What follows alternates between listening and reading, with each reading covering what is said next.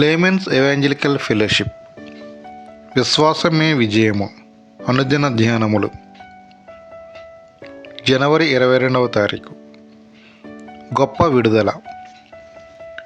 యెహోవా బంధించబడిన వారిని విడుదల చేయును. యెహోవా గుడ్డివారి కన్నులు తెరవజేయువాడు. యెహోవా కృంగిన వారిని లేవనెత్తువాడు. కీర్తనల గ్రంథము 146వ అధ్యాయము 7-8 వచనములు. యెహోవా బంధింపబడిన వారిని విడుదల చేయును అని బైబిలు ఖచ్చితంగా చెప్పుచున్నది.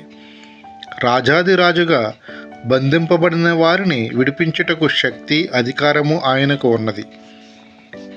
నేను మనుష్యులకు దగ్గరగా కూర్చొని మనసిచ్చి మాట్లాడుచున్నప్పుడు వారు రహస్యముగానున్న తమ విషయాలను యథార్థముగా తెలియపరుస్తారు. వారి వ్యక్తిత్వములోను వారి జీవితములోను కొంత భాగము బంధింపబడి ఉన్నట్లు నేను కనుగొన్నాను.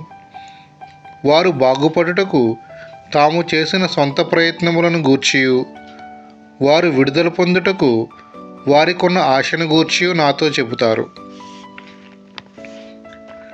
వారు పనిచేయుచుండిన ఆసుపత్రిలోనే మద్యపానము చేయుటకు, మత్తుమందులు సేవించుటకు ఎంతో అవకాశము ఉండుట చేత వారు వాటికి బానిసలు అవుతారు. అవును, కొందరు వైద్యులు కూడా బంధింపబడినారు. కొందరు పొగాకు నుండి విడుదల పొందుటకు చాలా కాలము కష్టపడినట్లు చెప్తారు. కొందరు తమ వినోద భయములను గూర్చియు రాత్రులందు బాధపడుటయు చెప్తారు. స్త్రీ పురుష సంబంధమైన తప్పుడు కార్యములను అనేకములుగా నున్నట్లు అనేకులు చెప్తారు.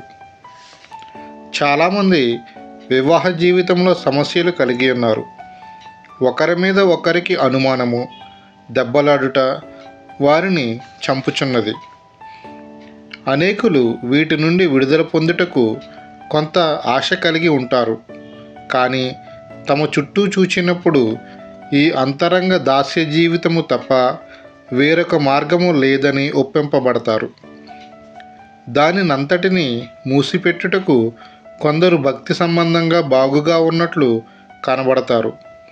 ఇది నా కర్మ, నేను దీనిని అనుభవించవలసినదే అనే కర్మ సిద్ధాంతముతో ఆరాధించుతారు. కానీ తరువాత వారి కన్నీరు, హృదయ వేదన, దౌర్భాగ్య స్థితి నుండి విడుదల పొందుటకు మార్గమును వెతకరు. ఉష్ట్రపక్షిని పట్టుకొనుటకు కొందరు తరుముచూ ఉండేవారు.